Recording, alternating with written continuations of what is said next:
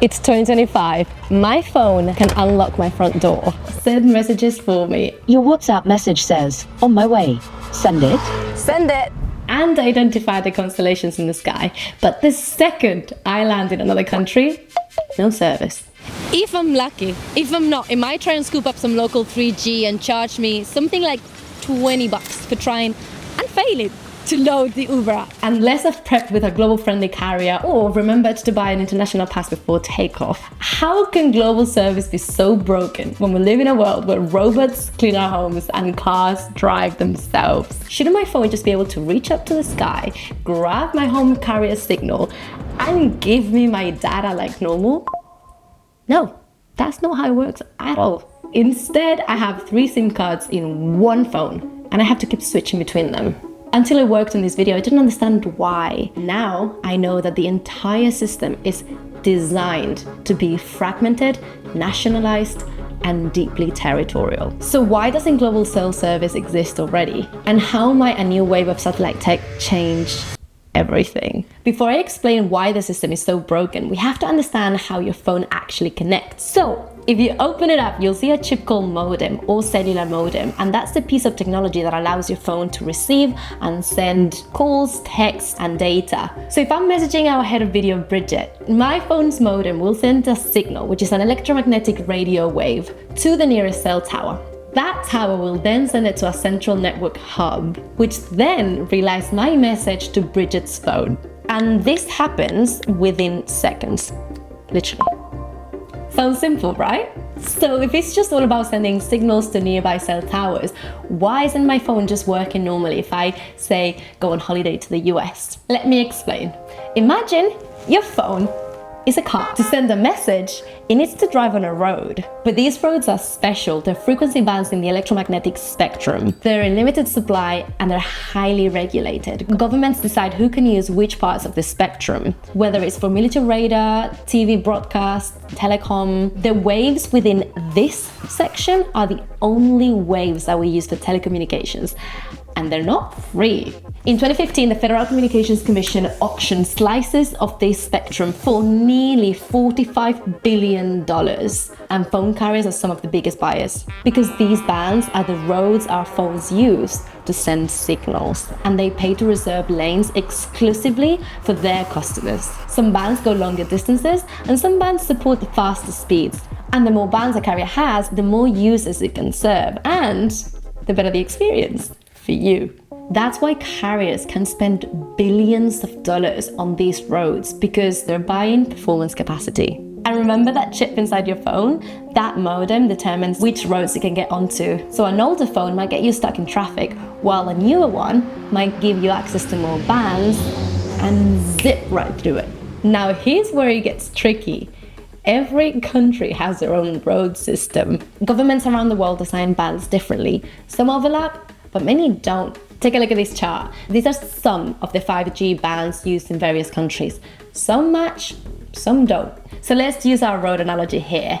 If the bands don't overlap, it's because that's a US road that doesn't exist in the UK, or it might be super rare. So my UK car might not have the specs or the modem to drive down it. So in phone terms, if your phone's modem can handle the local bands, your phone might drop to slower bands, or it might not connect at all. But even if the road exists, carriers can see that my car has a foreign license plate. And as we know, carriers pay billions of dollars to license these lanes to their customers. So they will not let me merge without paying at all.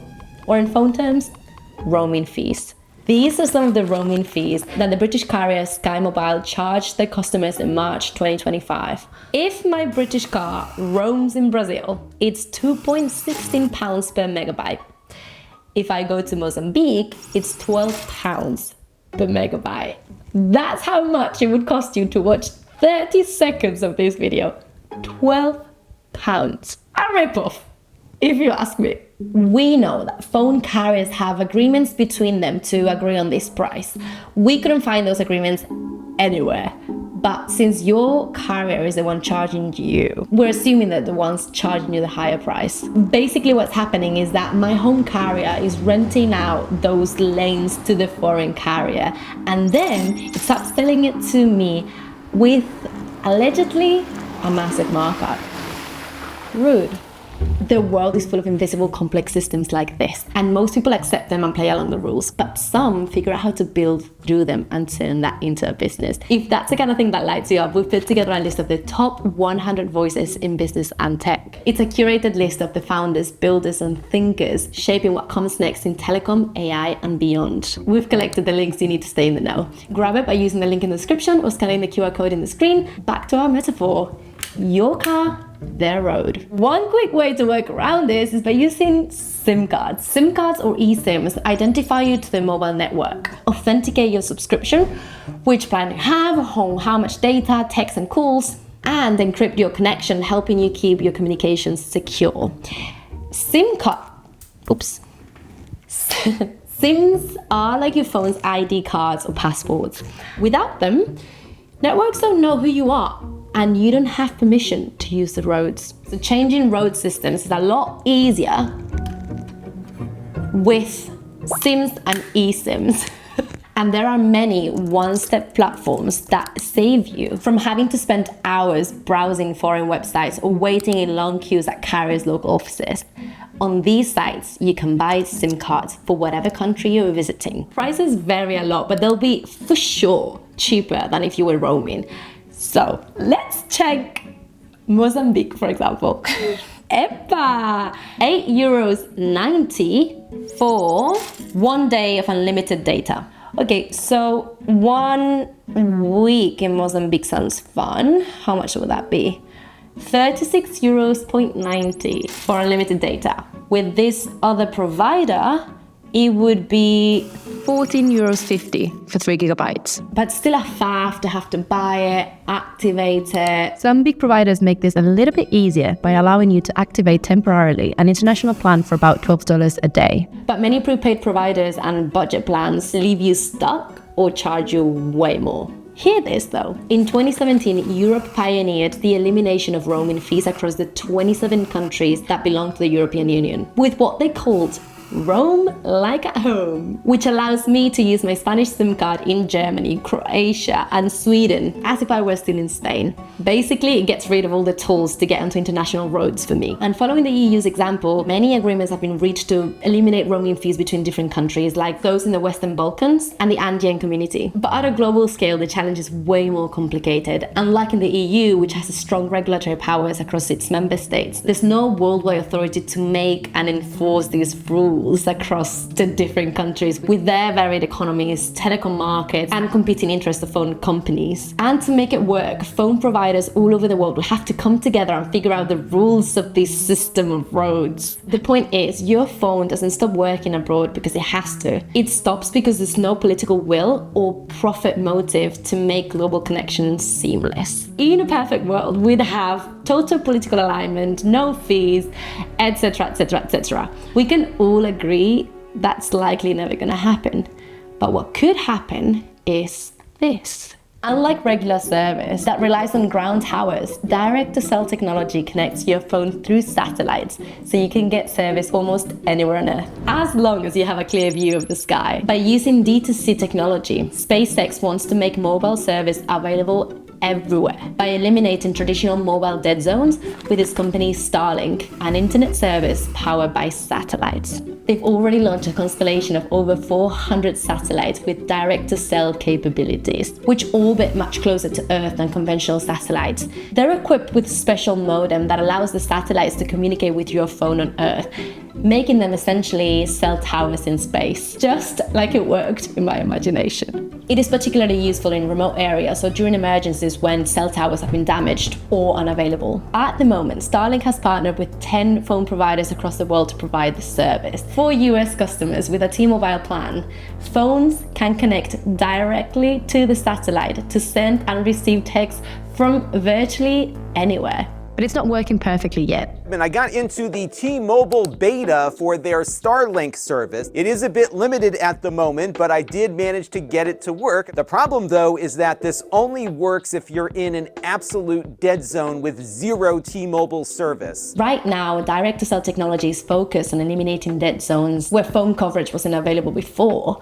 But look at what it says on the Starlink website. Cellular providers using direct-to-cell have access to reciprocal global access in all partner nations. In other words, no roaming fees between them, no unnecessary tolls on international roads. If Starlink can keep the prices low, this means we may have an affordable way forward to using our phones anywhere in the world without all the fuss that we have to go through today, and eventually extend it globally. But why has nobody done it before?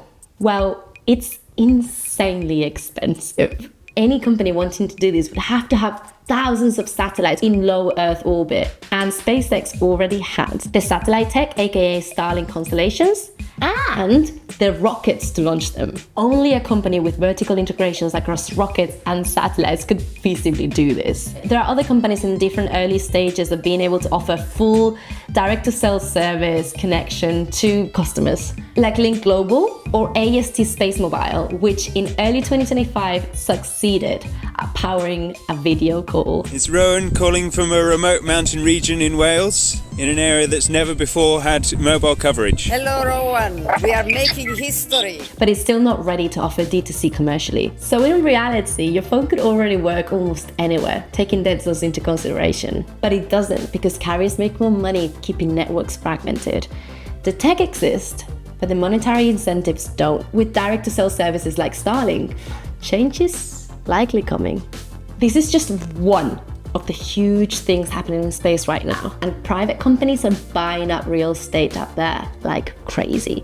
If you want to know why and how, check out my colleague Noel's video on this. But before you do that, scan the QR code to download the top 100 voices in business and tech, and subscribe to the Hustle YouTube channel for more videos like these.